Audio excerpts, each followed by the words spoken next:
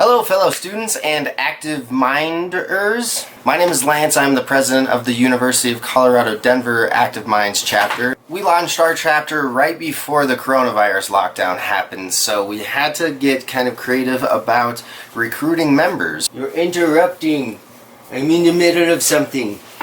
So I launched a project with a positive psychology approach where I interviewed anyone who was willing to talk to me about their experiences. And it was honestly therapeutic. It got us thinking about how the small things that we do for each other can change the world. So I asked people what they were learning on an individual level and what they desired us to learn collectively on a cultural level, and how they would do their part to be part of that change. Oddly enough, there was a lot of similar answers. One thing that I've been talking a lot about is just trying to use this as an opportunity to get closer as people, to listen more, to have deeper conversation. It's really good to talk about privilege. I noticed when I first started talking about that conversation, I felt really afraid to say anything because I was afraid that I was going to say the wrong thing. And I think saying the wrong thing and having someone point it out is, for me, a big lesson in humility. It's a learning process, and the only way to get better at it is to just jump in and fumble and have someone point things out to you. A lot of people have tried to address racism and sexism and all ableism and all the things, and I think a lot of people have realized that it takes confronting it head on to actually make meaningful change, rather than skirting around it or trying to create a space where it's we're a colorblind a group or whatever it is, where that's just not realistic. I would definitely want to see more affection between people, taking care of each other a little bit more, really embracing the idea of humanity. Focusing on empathy as opposed to either sympathy or worse, apathy. If you can just carry a respect and a concern for other people regardless of what your relationship is with them, it sounds like cliche, but the world would be a better place than all that. We gotta be there for each other. I'm gonna help you, you're gonna help me. Compassion is really a solution to so many things. Going forward, I think that people have a lot of empathy for other people's situations, and I think that we need to keep that we've lost that somehow. I need to focus on my family. We need to continue to communicate and be together and appreciate each other. The thing that I want to carry on is just to be grateful of things and being more compassionate and caring towards others, because you just never know, when you won't have that interaction anymore.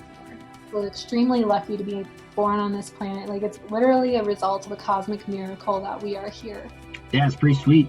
It's pretty sweet. That worked out well for us. This is a warning shot from planet Earth. It's a very, very minor warning shot when you look at it. You look at a disease that can kill 1% of the people it infects. And this is what it's doing to our world. We need to change everything that we do after this. The biggest thing that we waste is time. Take time to slow down and kind of, the old saying, smell the roses. Whatever the thing is you believe in, whether you have extra money right now or time, money is time. So, whatever it is, find something that's important to you and figure out a way that how you can give back. Supporting small and local and voting with your dollar. Redistribute the wealth back into your own local economy. Being a little bit more minimalistic.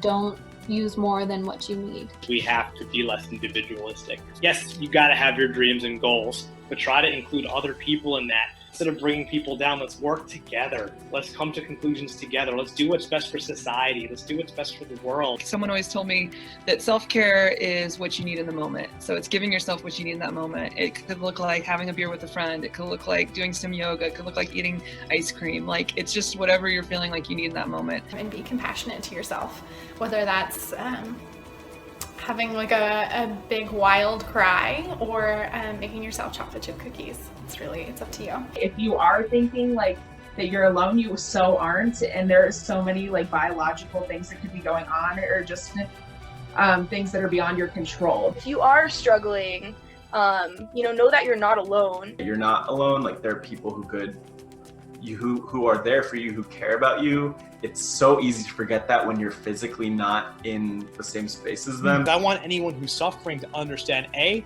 they have a purpose, right? Mm-hmm. B, they have people around them that love them. Let's not forget what happened here. Let's remember the amazing things that we did to help each other out. Let's remember to donate to people that really need it right now, right? Let's remember to support causes that need uplifting right now, and remember those people that are in a hole, that may have lost their jobs, that may have lost their, their loved ones, right? Like, let's appreciate each other more, and let's not put up these barriers. Now, we started to see these positive cultural changes stemmed from the Black Lives Matter movement, but I fear that we have started to delve back into a culture of being divided. And I don't like it. I don't like it at all. I want to get back to that point of when the lockdown first happened and we came together to fight this thing. Back to that point where we are working towards a common goal together. And many of us still are, but I want to bring everybody back into that circle. So what I want from you, fellow active minders, is to ask yourself what you can do to make the world a better place, and ask other people what they can do as well. They have a lot of good ideas. And encourage this conversation of what am I learning, what can we collectively learn, and what can we do to work towards a common goal. 2020 has been an absolute mess, but something good can come from it. Just like the pain of a fever helps us recover from an infection, or the pain of mental distress forces us to change our ways, this collective pain that we're experiencing can catalyze some meaningful change. Life sucks right now. What can we do about it? Now that we've gone there, what can we do? You have to see opportunity in bad situations, because if you didn't, things would just continue to be bad. I do think that we have a lot to be hopeful about, even though so much of the narrative is about how stuff really sucks. COVID-19 has revealed a lot of fractures within our society, and I think it's up to our nation's youth to not only fix those fractures, but to build new structures. The best thing that you can do for humanity is your own self-realization, to find your purpose and orient your behaviors and your beliefs and strive towards your lifelong purpose. And this is the year that we're all going to figure it out, and we're all going to work together to make a new world that benefits everybody. That was awfully idealistic and hyperbolic, but honestly, if we all have this mentality, change is not that hard to make. We just all have to work towards this and make those small little changes that will snowball into big changes. Interconnectivity is really important to understand through all of this, and the ripple effects that it has on society. So something that you're doing